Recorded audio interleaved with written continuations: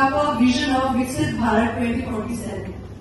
Now, why this is important and why our human capital is important?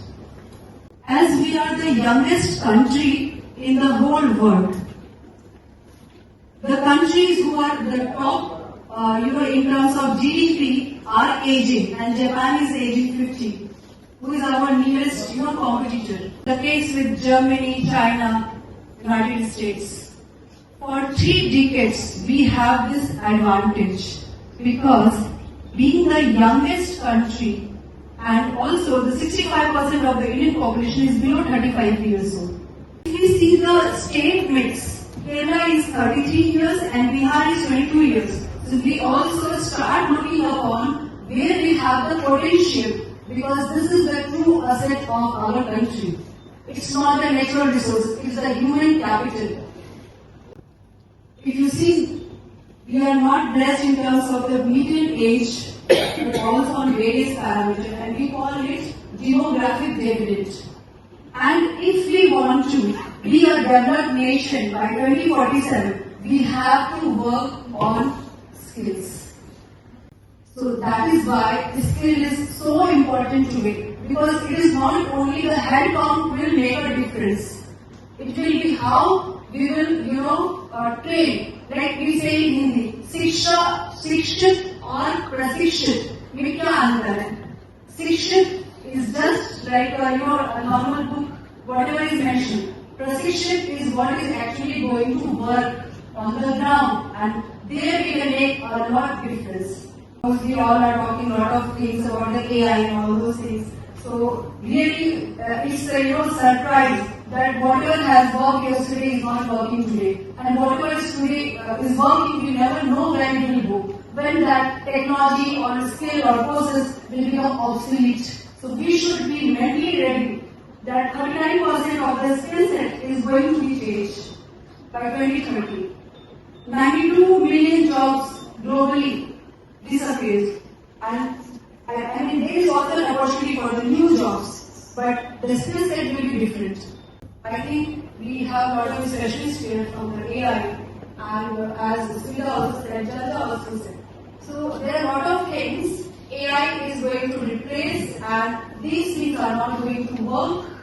So what is important now? How as a country we can explore what is going to work, where we can use this huge potential of manpower, what we are having, what we are blessed right now.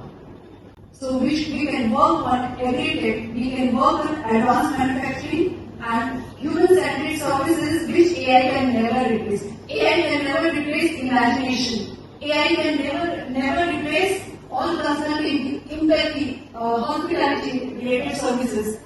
AI can never be a problem solving where a new situation will arise. Because as we go ahead in our journey, we will see a lot of new businesses coming up. So we need thinkers, we need creators. Now the job market, how it is shrinking, we need more startups, entrepreneurs, and to have that we need skill. And as you all know that what has happened in China and Japan. China, 30, 40 years back, we both are same bhai, right? Now, what happened? In last 3 decades, what they have done? They have worked on their skills. They have made a special townships, immensely investing on skilling their youth. They are doing a lot in manufacturing, and that is why they are today the global leaders. The global leaders in terms of having the business, grabbing the new business. I sometimes we used to say a copycat some time back, but now it is no more only a copycat. They have gone ahead in their journey. So time has come that we also have to we can learn some good points from our neighbor countries where we can also explore, and also with the help of our own Indian knowledge system.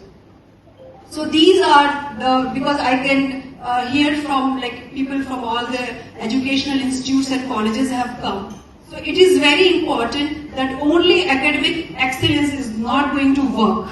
It is a day-to-day innovation, continuous innovation, research, startups, then collaboration with industry is something it is must if we want to train our प्रशिक्षित. अगर प्रशिक्षित करना है बच्चों को तो उनको college से बाहर भेजिए, उनको कंपनीज में, factories में, wherever you get an opportunity, let's start networking with the real-time education, because that is going to work. Otherwise, we are playing with the future of those kids, the future of those students, because learning these books will not help them anywhere.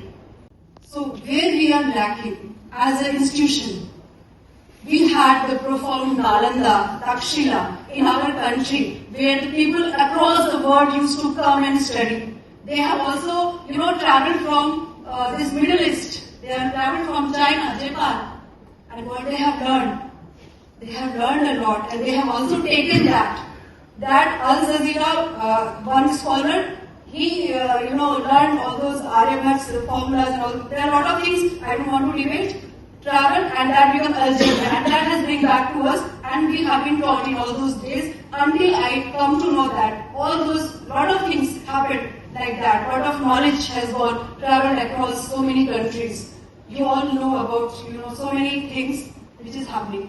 So coming back to the topic, these are the 3 skills I feel that actually it is lacking in our industry. Now you will say, okay, we agree vocational skill is needed because anyhow we need to train people in the real-time work environment. But why financial literacy is important to engineer?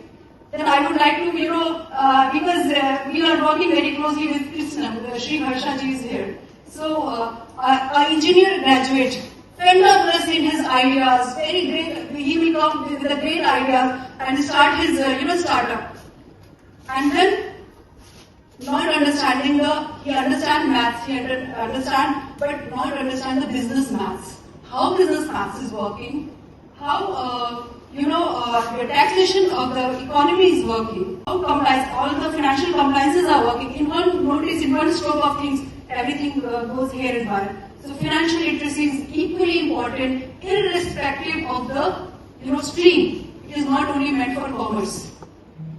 It is meant for across every human being. I mean, every person should know how to manage my finance and how to manage my business finance. At least the basic idea we should have. Then life skill.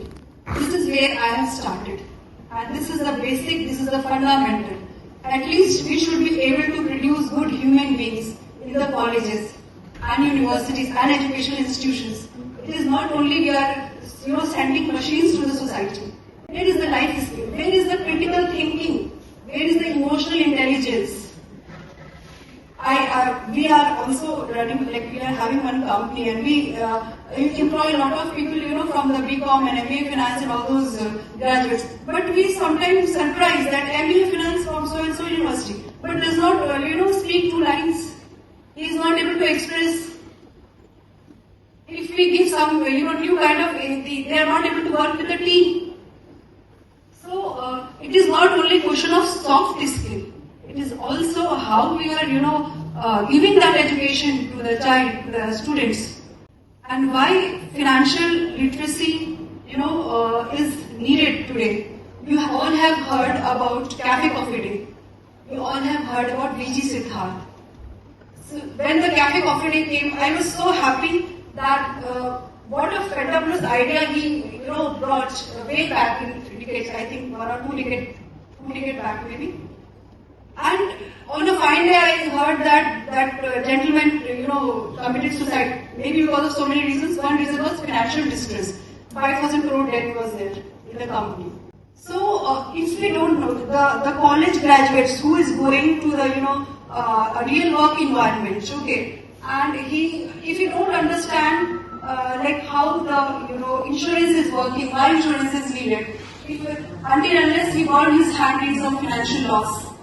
Okay, if you don't know where to invest my money, if you don't understand the business and cash flows, and you will surprised to listen that almost 80 to 85% of startups are struggling with this in the first 5 years of their starting of that venture, and 38% failures due to bad cash management, and this is NASCOM data.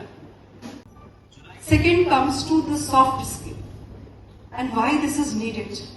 You all will agree that a college student who will go for a work, his success, he will not only always refer the book. Book knowledge is only 15% which he will use. 85% of time we are talking to people, we are getting the work done from the team. We are managing the day-to-day what is the problem scenarios of the organization. So all these skills are needed. If we know only theorems, definitions and all the bookish knowledge, that is all okay.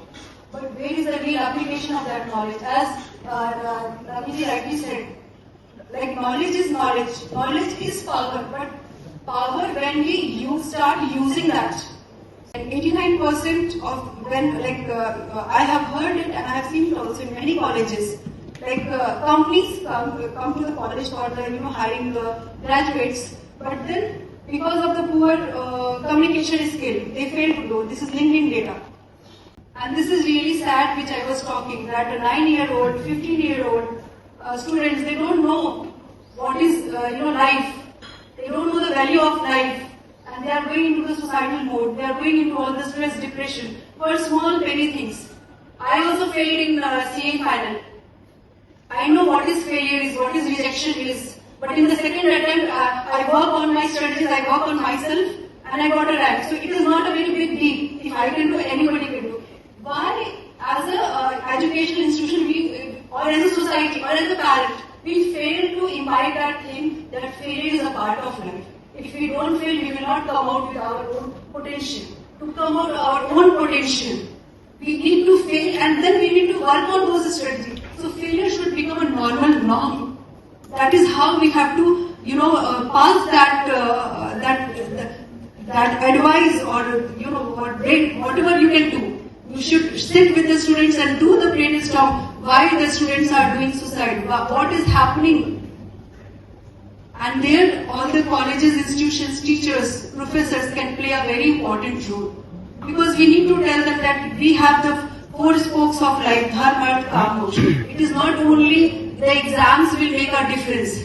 We have a lot of examples like people who have failed badly and then rise like anything. So these are the statistics and numbers. So every decade this number is multiplying by 2 in India. Because now we are, Western influenced and a lot of things started coming and then social media adding on. So this is the great worry as on today, which we all have to, work and educate our children as a parent or as a teacher that what needs to be done. It is not a very big thing to handle life, because they should understand what is life. And to understand life, we have to go back to our roots. As per the World Health Organization, every year we are losing $1 trillion due to stress, anxiety, suicide of the key person and all those, kind of startups. A person with a low IQ, intelligent quotient, but a high EQ, the chances of, performing better is 127%. Because book knowledge, you all know that now everything is available in a click of button. But the emotional skills are not present in everyone. Like, I have seen people shouting on the subordinates or doing the crazy kind of things. So I really wonder sometimes that what is happening. As an institution, we can focus on the emotional regulations, and training the teachers is also equally important, and also preparing the child for all kind of conditions. When Krishna can, teach Arjuna in the middle of war, in the middle of all anxiety, that sthit pragya is the balanced state of mind. That why can't you and you all and myself, including myself also, we can teach in the classroom the concept of sthit pragya, all those good things, whatever we have learned. This is the shift we want, and we want all the educational institutions to participate in it, because the traditional education is no longer going to work. We need to shift from knowledge to skill, taking to capability and creation of job, from the job seeking to job creating. The person should be confident enough that if I go after my graduation, I am having 10 ideas, I can do this business and I will be successful. So they should be coming in the job creator mode. And that is the success story of China also. The small entrepreneur with the big entrepreneur. And small to big, all kind of entrepreneurs we have seen. And from IQ to IQ, EQ and FQ, that is the financial quotient. And from classroom learning to experiential learning. This is the Gurukul Connect. So where we want everyone to, emphasis on the growth mindset, and so that we can have we can develop all these qualities in the student. These are the 3 pillars where which is missing as of now, and where we all have to work jointly. This is also in concurrence with NEP 2020 and NAC and NIRF. But it is only on the papers. It has to actually come out and work. They have initiated a beautiful strategy, but now it has to work. And this is the journey of the college, which should happen starting from life skill, because this is the basic. Even if a child does not work or does not do any business, but at least he should be first thing that he should be a good citizen and having the life skill. Nelson Mandela said, education is the most powerful weapon which you can use to change the world. And I would like to end with this: Om Purnamada Purnamidam Purnat Purnamudachyate Purnasya Purnamade Purnamivashishyate. So that absolute is whole. This creation is whole. From wholeness emerges wholeness. Even when wholeness appears to be divided, wholeness alone will remain. And a developed nation is not built merely by economic growth and policies alone. It is developed in the evolution of human consciousness. It is developed in the mind of our students and children, and to shape those minds is now. The time has come now.